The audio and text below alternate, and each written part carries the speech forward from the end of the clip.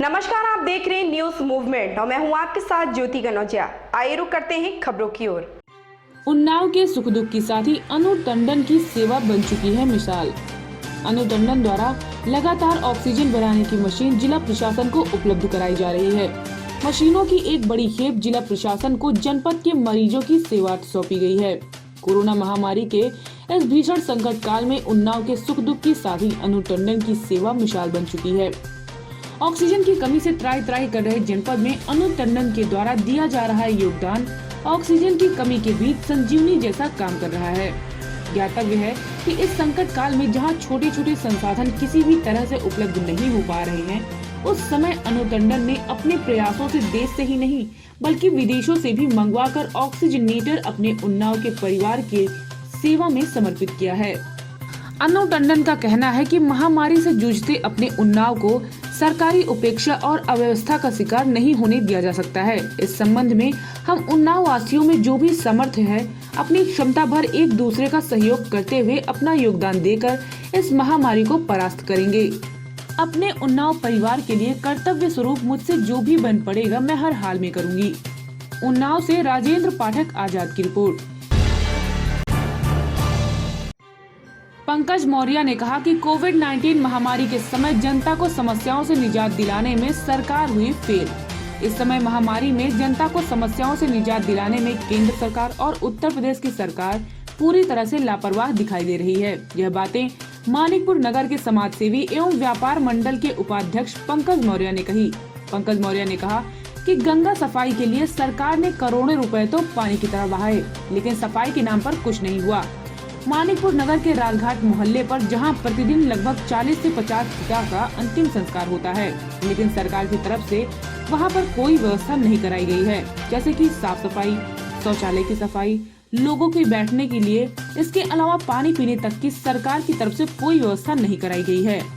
राजघाट मानिकपुर में लोगों की भीड़ को देखते हुए पंकज मौर्य ने कहा कि इस समय सरकार को राजघाट पर नाले पर पुल डालकर क्षेत्रफल को बढ़ा देना बहुत जरूरी है, जिससे कि लोगों में उचित दूरी बनी रहे। उन्होंने कहा कि अगर सरकार जनता की समस्याओं को देखते हुए राजघाट मानिकपुर पर अगर व्यवस्था नहीं करा पा रही है तो यह सरकार की नाकामी साबित होगी। व्यापार मंडल उपाध्यक्ष होने के नाते पंकज मौर्य ने कहा कि सभी व्यापारी भाई इस समय लोगों के समस्याओं में कंधे से कंधा बढ़ाकर सहयोग करें। कोई भी वस्तु अधिक दामों में न बेचकर उचित रेट में ही बेचें। प्रतापगढ़ से राकेश कुमार धुरिया की रिपोर्ट। कोरोना गाइडलाइंस के नियमों को भूलकर हो रही है खरीदारी। लोगों की लापरवाही कहीं पड़ न जाए भारी। हम सभी की समझदारी से ही भागेगी कोरोना वायरस की बीमारी। प्रतापगढ़ जिले की विभिन्न बाजारों, कस्बों और चौराहों पर सुबह आंशिक छूट के दौरान आवश्यक वस्तुओं की खरीद के लिए लोगों द्वारा कोरोना गाइडलाइंस के नियमों को भूलकर जमकर खरीदारी की जा रही है, तो दुकानदारों द्वारा जमकर दुकानदारी भी की जा रही है। आम लोगों द्वारा की जा रही यह लापरवाही बहुत भारी पड़ सकती है। कोरोना का संक्रमण तेजी से फैल सकता है।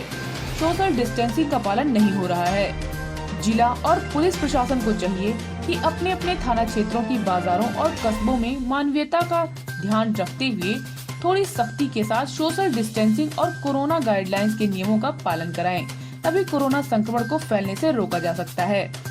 न्यूज मूवमेंट परिवार सभी नागरिकों से कोरोना गाइडलाइंस के नियमों का पालन तथा जनहित में प्रशासन का सहयोग करने की अपील करता है। हम सभी की समझदारी से ही भागेगी कोरोना वायरस की बीमारी। जिला संवाददाता ओम प्रकाश गुप्ता की रिपोर्ट। कड़ा घाट पर गंगा में नहाते समय एक बालक गंगा जी में समा गया। कौशाम्बी सैनी थाना के निवासी आयुष पुत्र सुरेंद्र परासर उम्र 14 वर्ष अपने नैनीहाल कड़ा धाम निवासी अमृत लाल पंडा के यहाँ 5 दिन पहले गया था। सोमवार की सुबह 10 बजे कड़ा धाम निवासी ब्रिजेंद्र के लड़के अमन के साथ कड़ा के कलेश्वर घाट स्नान करने आए थे। तभी आयुष स्नान करते करते गहरे जल में चला गया और डूबने लगा। तभी अमन ने देखा तो शोर मचाया। तब तक आयुष गंगा में समा गया। जब इसकी सूचना कड़ा धाम पुलिस को मिली तो गोताखोर की सहायता से गंगा में जाल डलवाया गया और आयुष का पता चल सका। सरोज देवी की शादी मकंदपुर के सुरेंद्र परासर के साथ हुई थी, जिससे सरोज देवी को एक पुत्र आयुष था। सरोज देवी अपने पुत्र आयुष के साथ सैनी में थाने के नजदीक एक मकान में रहती थी। वह पान की दुकान चलाकर किसी तरह अपनी बेटी की परवरिश कर अपना जीवन यापन करने लगी थी।